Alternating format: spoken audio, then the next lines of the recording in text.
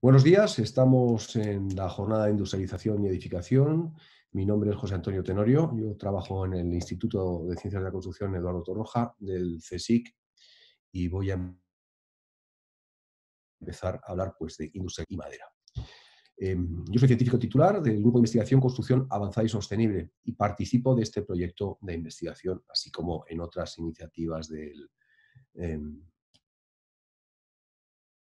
del grupo operativo y de otros proyectos de investigación. Mi ponencia pues tratará sobre este tema, sobre industrialización y edificación. Lo primero que se me viene a la mente es hablar de madera. La madera es un material muy tradicional y también es muy innovador.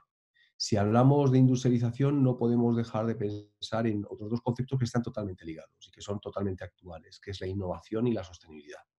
La innovación es el acto de innovar, el hacer algo nuevo, el incluir novedades, el hacer las cosas distintas. Por lo tanto, cuando se habla de madera, uno tiene en mente pues, lo que nos rodea de madera, pero no tenemos conciencia de la cantidad de productos innovadores que hay alrededor de la madera. La madera está cobrando de nuevo el sitio que perdió en la edificación, sobre todo en España, en los últimos años, por estos productos innovadores. Por tanto, si pensamos en industrializar, hay que pensar en industrializar con productos innovadores. No se va a industrializar con productos tradicionales. Productos innovadores que deben venir recogidos con sellos que amparen su correcto funcionamiento. Aquí en la imagen se presentan dos, por ejemplo, dos de ellos, y no tienen por qué ser sellos como el documento de una técnica o la evaluación técnica europea del Instituto de Autorroja, que los hace el Instituto de Autorroja, sino también los hace. ¿No? Aquí están dos fachadas, una fachada que es el Trespa, el Meteón, y la fachada de Parlex. Las dos tienen documento de una técnica. No tienen nada que ver estos productos con los productos tradicionales de madera. Son productos muy tecnológicos, son productos que funcionan muy bien, son productos que invitan a la prescripción y, por tanto, a la industrialización. Industrializar es hacer las cosas como una industria. Si os fijáis, todos los que estáis viendo en grabado y en diferido esta ponencia en la imagen, se presentan una serie de industrias que son algunas muy innovadoras, pero también muy tradicionales. La industria aeroespacial. La industria aeroespacial hace prototipos y los hace de una manera muy artesanal. No es una, pero sin embargo funcionan como una industria, o la industria de la automoción. Es una industria muy industrializada porque tiene que ser así. Pero hay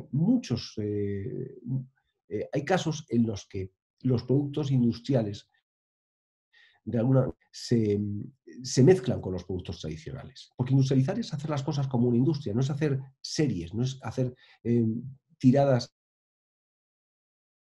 de muchos productos. La industrialización conlleva personalización. Y eso es algo que no ha llegado totalmente a la construcción de vivienda. Entonces, de la imagen, de las fotografías que hay puestas en pantalla, seguramente el producto más industrial que hay es el de abajo, el que está en la esquina inferior derecha de la pantalla, es una ventana de madera. No hay posiblemente productos más industrializados en su fabricación que una ventana de madera. Por tanto, si hablamos de industrialización, innovación y sostenibilidad, tenemos que ver que estamos hacia un cambio, un cambio, estamos empezando a trabajar en un entorno industrial. ¿Pero por qué? Pues porque es necesario mejorar las condiciones laborales en la construcción. La seguridad, la especialización, la productividad, todo ello lleva a mejores salarios. En construcción quiere trabajar poca gente. Si quiere trabajar poca gente será por algo, y es porque las condiciones de trabajo quizá no sean las más adecuadas. Porque se busca tener un resultado mejor. ¿No? Es necesario que en ese entorno nuevo industrial nos permita hacer las cosas de distinta manera. Es conseguir edificios con mayores prestaciones, un mejor nivel de calidad. En ese entorno industrial también existe un mayor control de los procesos y de los procedimientos. Y todo ello incide en un ahorro de costes, de tiempos, de control de la inversión. Al final, la construcción no deja de ser más que un negocio en el que una serie de agentes se mueven. Cuanto mayor control haya en este proceso, mejores serán los resultados. Habrá menos irregularidades. Al final, la construcción muchas veces consiste en una correcta planificación de todas y cada una de las fases. ¿No? La industria de la construcción puede aprender mucho de otras industrias, ¿no? De la aeroespacial, de la automoción, de la textil, de la agroalimentaria, etcétera. y hacer sus procesos mucho más tecnologizados, con mucha más robótica, mucha más logística, etcétera. Eso es lo que estamos viendo realmente ahora mismo en el sector de la construcción. Estamos pasando de que algunos edificios sean industrializados, como por ejemplo lo eran ya las naves industriales o las naves agrarias, etcétera, para ir hacia otro tipo de edificios, como las viviendas industrializadas. Es muy habitual en el mundo entero que a la hora de empezar una obra de un hotel o de una residencia o de cualquier edificio terciario se piense en industrializar por el ahorro de costes y de tiempos que supone el hacer el edificio industrializado. Bueno, pues eso que de alguna manera no llegó hasta hace bien poco a la vivienda, lo estamos viendo entrar, ¿no?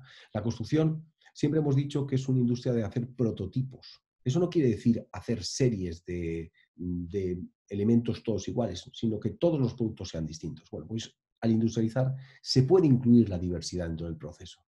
Es decir, industrializar no conlleva perder la capacidad de hacer la estética que uno quiera y demás. Todo bien al contrario, ¿no? Se pueden conseguir mejores resultados. Entonces, ¿industrializar es prefabricar? Pues la respuesta, le hemos dicho muchas veces, es no. Prefabricar es hacer en taller una serie de piezas que luego se montan en obra. Industrializar es una cuestión del proceso completo. Es decir, la prefabricación sería parte de la industrialización, pero se puede industrializar in situ, se puede industrializar sin prefabricar. Y se pueden conseguir formas de los objetos que no se podían lograr de ninguna de otra manera, ¿no? Industrializar es poder llegar con un módulo y colocarlo mediante un sistema de grúas, pero también industrializar es tener previsto una serie de sistemas en los que se pueden intervenir con mucha mayor fiabilidad, como se puede ver en estas imágenes que se muestran tan sugerentes.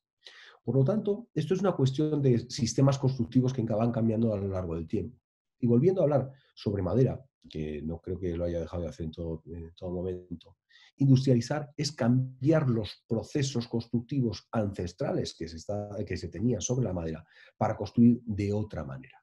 La madera, como decía, si va de nuevo a ganar su espacio en el sector de la construcción, será por toda la innovación que conlleva de los edificios de entramado pesado, como se puede mostrar en el de la izquierda, totalmente tradicional en España hasta el siglo XX, a los edificios ligeros que se construyen en cuestión de horas o de días, hay un cambio tecnológico importante. Pero eso no quiere decir que no puedan convivir tanto la tradición como la innovación. Los procesos artesanales también son muy interesantes, pero para donde conviene hacerlo, ¿no? Para temas de mucha calidad. El Rolls Royce que se ponía hace unas diapositivas hacia atrás, muchas de sus partes son artesanales, ¿no? Eso no quiere decir que sea malo, quiere decir que hay que hacerlo, pero lo artesanal al final es mucho más costoso.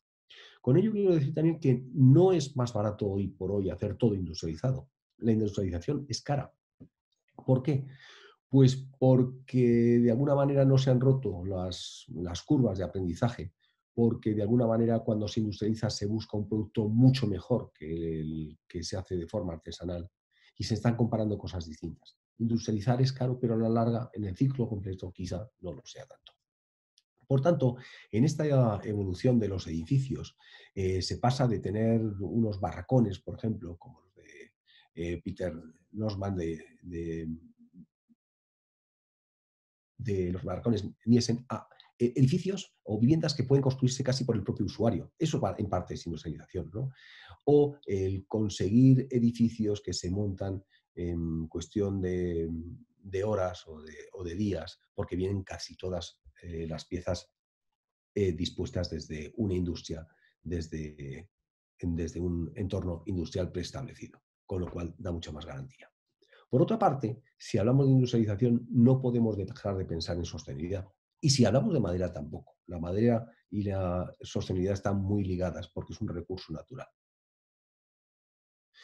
¿Cómo se compra la sostenibilidad? A través del análisis del ciclo de vida. Hay que minimizar los recursos naturales, la energía, hay que potenciar el uso de materiales naturales y hay que mejorar la eficiencia y las prestaciones. Todo ello es en lo que nos movemos cuando hablamos de economía circular o de bioeconomía o de estos conceptos que están entrando para quedarse y que forman parte ya de los edificios actuales. Bueno, pues si hablamos de madera, la sostenibilidad está muy cercana.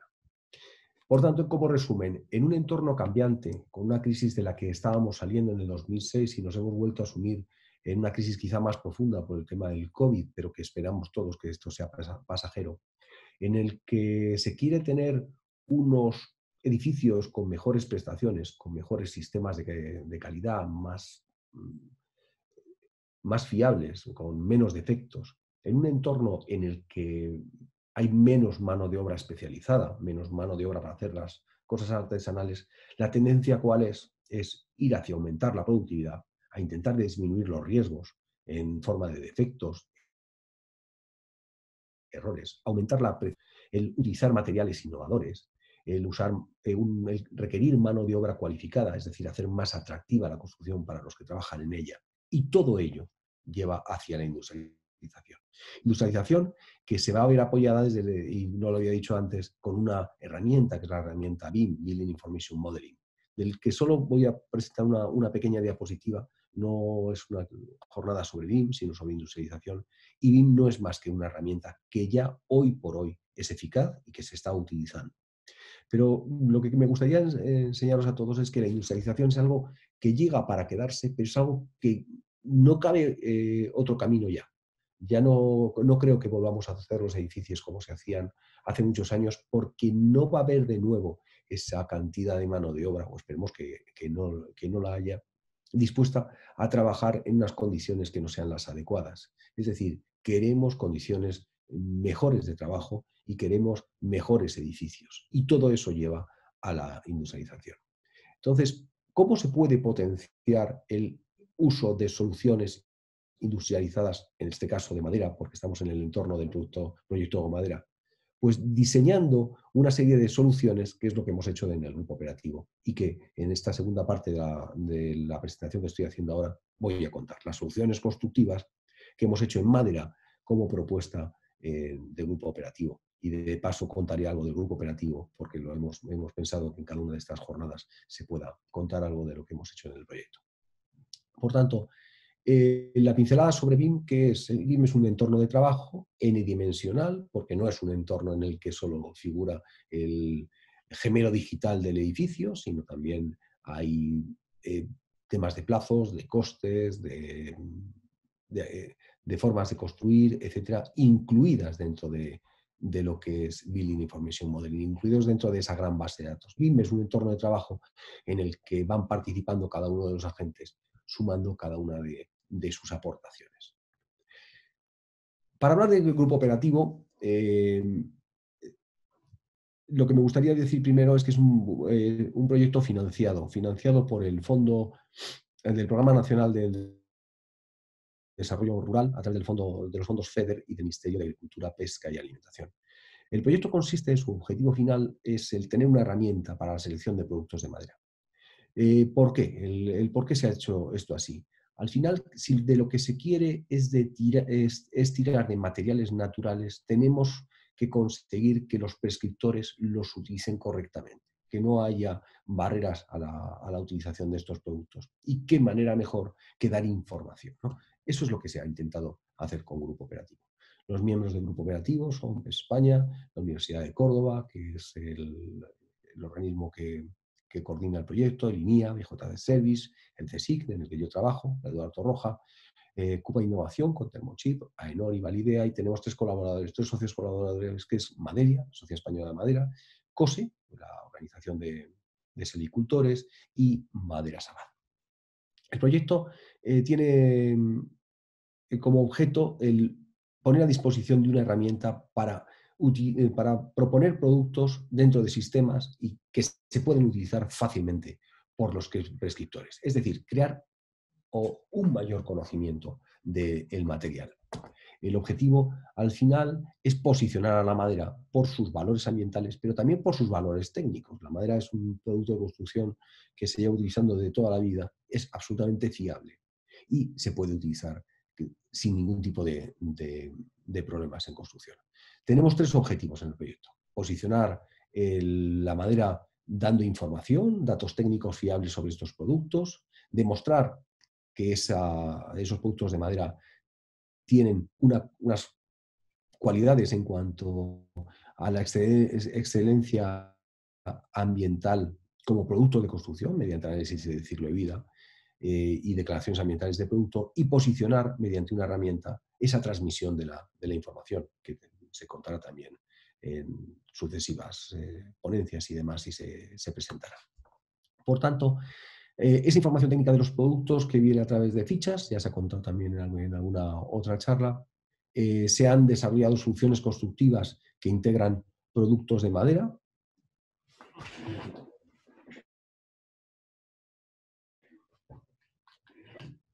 Vamos a dar información ambiental y vamos a generar una serie de herramientas avanzadas para la selección en base a criterios técnicos y ambientales. Yo de lo que os voy a hablar ahora es de las soluciones constructivas que estamos o que hemos desarrollado y que ahora las pondremos a disposición, por supuesto, de forma abierta, gratuita, de todos estos productos. Soluciones que no tienen por qué ser solo de productos únicamente constituidas por productos de madera, también tienen otros productos como ha sido siempre la madera, y vida muy bien con otros materiales constructivos, ¿no?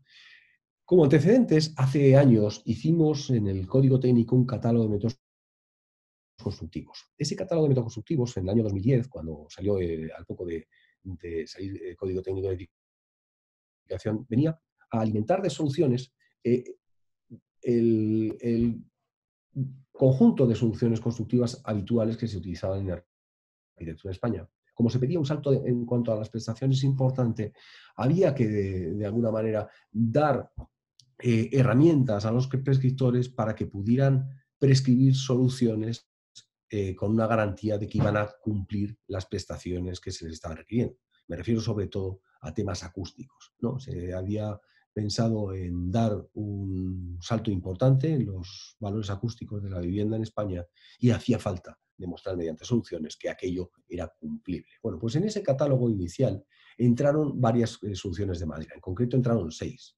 6 que luego se desarrollaron alguna más, pero que realmente eran 6. 2 elementos de cubierta, 2 elementos de fachada y 2 particiones. A nosotros nos parecía que se había quedado muy escaso este conjunto de soluciones constructivas y por ello incidir en proyectos como este con madera para desarrollar alguna más. Bueno, pues en este proyecto propusimos hacer unas y al final salieron muchas más como eran. De todas las soluciones hay que dar pues, su composición, cómo se forman, etcétera. Realmente son elementos constructivos, son sistemas constructivos. Las soluciones se completan cuando se tienen los datos sobre los puntos singulares. Y todo eso será algo que también tendrá que incorporar el proyectista, ¿no? Lo que estamos haciendo realmente es proponer elementos constructivos en forma, como digo, para generar soluciones. Bueno, pues en GoMadera hemos analizado 4 elementos, 4 partes del edificio, ¿no? Las cubiertas, las fachadas, los forjados y las particiones. Hemos empezado a desgranar cuántas soluciones podíamos generar y nos han salido 40 por 2, 80 de cubiertas, hemos diseñado 12 por 2, 24 de fachadas, 8 de forjados y 24 de particiones. Como el proyecto es limitado, los fondos son limitados, no hemos podido desarrollar todas. Hemos desarrollado 6 en cubiertas, 10 en fachadas, 4 en forjados y 4 en particiones. ¿Cómo hemos hecho esto y por qué? Lo primero que tenemos que ver es que hay que buscar una forma de entendernos y para ello se han establecido pues, una nomenclatura de las capas con una serie de abreviaturas que yo creo que es bastante intuitivo. Los materiales asociados a las capas se van identificando, cada uno con sus propiedades y forman los de madera parte de la base de datos de productos, ¿no? Que también está dentro del proyecto GoMadera. Este catálogo de soluciones puede ser ampliable, claro, porque está abierto a que se pueda completar por los propios prescriptores, arquitectos, queriendo hacer otro tipo de combinaciones, ¿no? Pero de alguna manera orienta, ¿no? Los productos son genéricos, no son comarcas en principio, ¿no? Cuando se vean las información ambiental, se verá que también está en forma de genéricos, ¿no? En un futuro, a lo mejor, estos productos podrían ser mediante marcas comerciales, pero en principio se piensa en que sean genéricos. Bueno, pues ¿cómo son esas soluciones que decía antes? Las vamos a identificar mediante códigos, un sistema jerarquizado de organización organización lógica, SIBOS con un código identificativo que al final vaya guiando si es una cubierta plana transitable mediante un identificador mediante letras. ¿Y cómo se nos decía las soluciones? Pues en cuanto a cubiertas. Las cubiertas pueden ser o planas o inclinadas, no hay término medio. En las cubiertas planas podrán ser transitables o transitables. Con este tipo de ejercicio lo que se va haciendo es desgranar mediante un sistema lógico todas las que pueden salir. Y realmente no pueden salir más, porque o se es plano o se es inclinado. Si entramos, por ejemplo, a analizar brevemente alguna de ellas, las cubiertas planas pueden ser transitables o no transitables, ¿no? Las transitables pueden ser ventiladas o no ventiladas. Luego pueden tener solado fijo o flotante. Y pueden ser convencionales o invertidas. Ya tenemos toda la gama de cubiertas planas que puede haber, ¿no? Podrían ser alguno más. En las no transitables pueden ser autoprotegidas o ajardinadas. Se pueden dar casos en los que sea transitable ajardinada. Realmente lo que estamos haciendo es abrir el abanico a una clasificación y de todas ellas ir eligiendo unas pocas para ir, eh, digo, analizándola, ¿no? Analizar significa, como veréis ahora, el desgranar cuáles son las prestaciones de estos elementos constructivos en función de su composición. Bueno, pues de todas estas cubiertas, cubiertas plana transitable pueden ser al final de tres tipos, compuestas por un CLT, por un tramado o por un sistema mixto, ¿no? Lo que hemos hecho es establecer una ficha por cada una de ellas. Y aquí se muestran imágenes cómo son esas cubiertas planas, transitables, no ventiladas de solado fijo. Las cubiertas pueden ser normales o invertidas en función de si la capa impermeabilizante está por encima o por debajo. En este caso, convencionales pueden ser también ventiladas, ¿no? Aquí no hace falta, no quiero que se fijen esto es un esquema, no es un plano a escala, ¿no? Pero lo que se busca es que, ¿por qué no hacer un sistema de cubierta ventilada transitable mediante un sistema de madera? Es perfectamente válido. ¿Por qué no? ¿No? Bueno, pues esto lo que animamos es a que se vayan haciendo, ¿no? Bueno, pues así se van desgranando una tras otra todas las cubiertas. Por ejemplo, haciendo sistemas, como decía antes, con CLT, con entramados o sistemas mixtos madera-hormigón, ¿no? Tanto unas como otras pueden funcionar perfectamente, ¿no? También se pueden tener distinto acabado, como por ejemplo estas que son de grava. Así vamos sacando todas y cada una de las cubiertas. Las no ventiladas autoprotegidas, ¿no? Estas son mucho más habituales, quizá no en cubierta plana, pero sí en cubierta inclinada, las ajardinadas, etcétera, combinando pues, distintas soluciones de sistemas constructivos. En cuanto a cubiertas inclinadas, todas son no transitables, evidentemente, nadie, excepto para mantenimiento o los gatos se dedican a andar por las cubiertas. No, pueden ser ventiladas o no ventiladas, ¿no? Y con distintas capas de protección, ¿no? Así se van formando todas estas cubiertas en este catálogo que hemos ido pensando y que luego verán cómo le ponemos las características y las prestaciones a cada una de ellas, ¿no? No transitables, no ventiladas ligeras, ¿no? Este sería otro, etc. Fachadas. Fachadas, como decíamos, hemos hecho 24 y al final se han desarrollado 10. Las fachadas pueden ser pesadas, ligeras y mixtas, de entramado con CLT, con paneles, etcétera, etcétera. Si vamos desgranando poco a poco, las fachadas pesadas podrían ser de entramado de CLT y con el acabado en función de cómo, dónde se disponga el elemento aislante, puede estar por fuera o mediante una cámara ventilada, ¿no? Pues están las de acabado con SATEC, acabado ventilado, independientemente de lo que sea el acabado exterior, ¿no? Y aquí hago un inciso pues, para señalar que es muy habitual que se mezclen sistemas constructivos, ¿no? Pueden ser que los acabados interiores no sean de madera, pueden ser perfectamente habituales como sistemas de cartón yeso o paneles blandos a la flexión y que se utilicen conjuntamente con madera. ¿Por qué no? Pero es habitual, por ejemplo, ver en un edificio actual de vivienda un panel de fachada como los que estamos señalando ahora mismo. Pues yo creo que la respuesta es no. Normalmente cuando se hace el edificio de madera se ponen fachadas de madera, pero cuando el edificio, por ejemplo, se hace con estructura de hormigón, no entra en este tipo de soluciones. Bueno, pues animamos a los prescriptores que las puedan utilizar. Es una forma de hacer más sostenible el edificio porque están incluyendo madera en su interior. Se pueden utilizar perfectamente este tipo de soluciones constructivas mediante totalmente hibridadas con elementos de estructuras metálicas, estructuras de hormigón, etcétera, etcétera, ¿no? También no solo con estructuras portantes de madera, ¿no?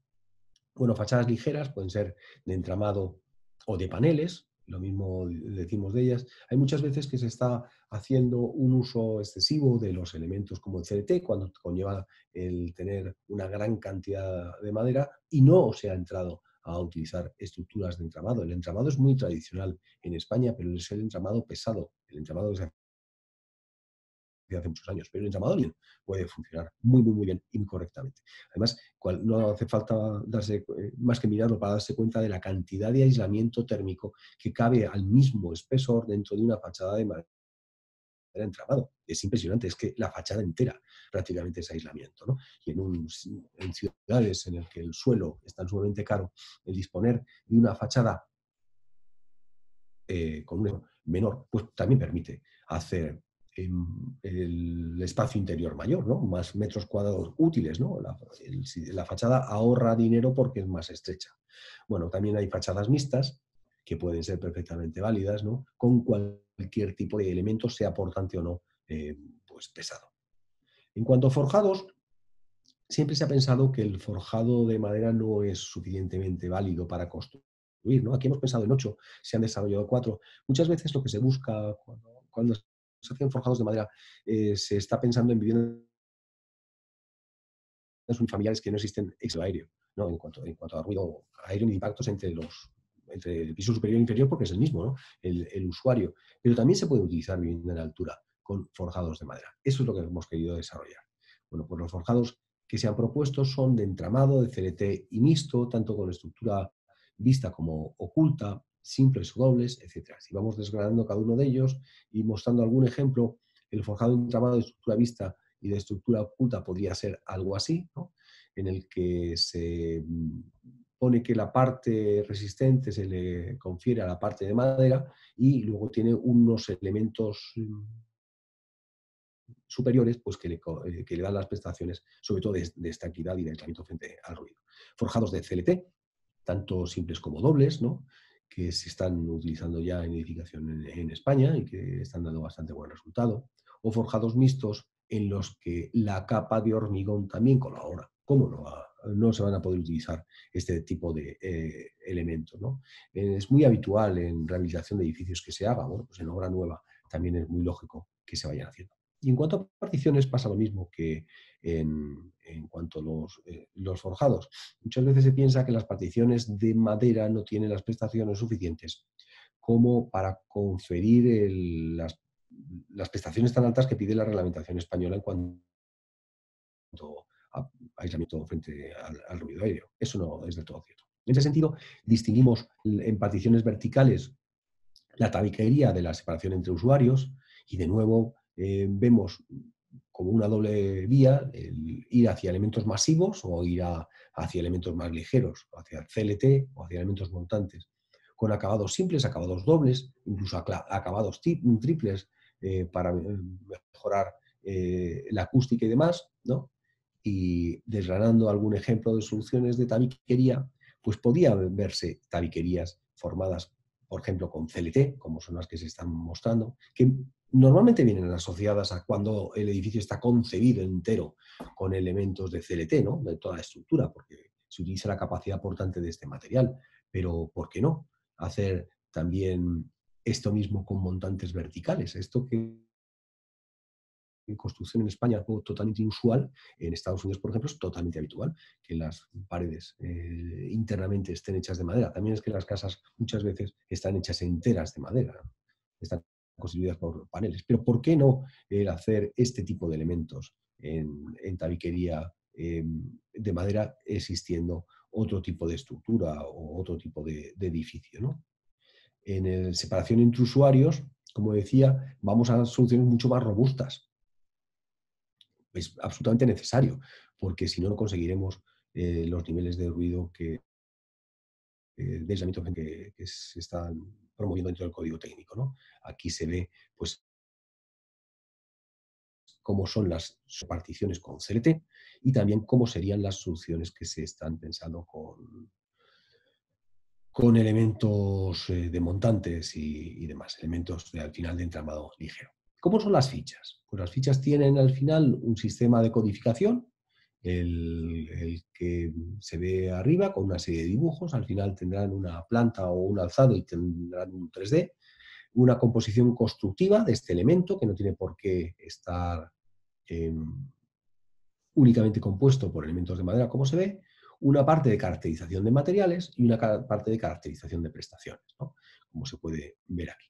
Y viéndolo en ejemplos, ¿no? Este tipo de cubierta plana, transitable, no ventilada, soldado fijo, convencional, entramado y trasdosado, tendría esta concepción con este tipo de capas. Estos materiales propuestos, que como se puede ver, tienen unas características que son de lo más habitual, ¿no? Aquí no se marcan ningún tipo de marca comercial y demás, sino lo que es, no sé, una lámina PVC, por ejemplo, para impermeabilización, pero esto no quiere decir que esto sea obligatorio, podría sustituirse esa lámina por otro material para conseguir la impermeabilización que requiere la cubierta, una perfilería que puede ser metálica, unos listones de madera, etcétera, etcétera. Y luego, en forma de variantes, porque según se vayan combinando pueden existir distintas soluciones, al final podremos tener, por ejemplo, una cubierta de un espesor determinado con unas características frente al fuego, una característica frente al comportamiento térmico, una masa específica o un comportamiento frente al ruido. Bueno, pues esto al final es lo que creemos que aporta el Grupo Operativo Madera Construcción Sostenible en cuanto a soluciones constructivas. Diversificar mucho más el conjunto de soluciones, pudiendo dar valores al prescriptor de esa prestación de esta cubierta que estamos proponiendo totalmente genérica, hasta dónde puede llegar y demás. Igual que la cubierta, puedo enseñar una fachada, por ejemplo, esta fachada, que es una fachada ventilada, una fachada pesada de CLT con una cámara ventilada y un trasdosado, una fachada importante, ¿no? Aquí se ve perfectamente de qué está constituida.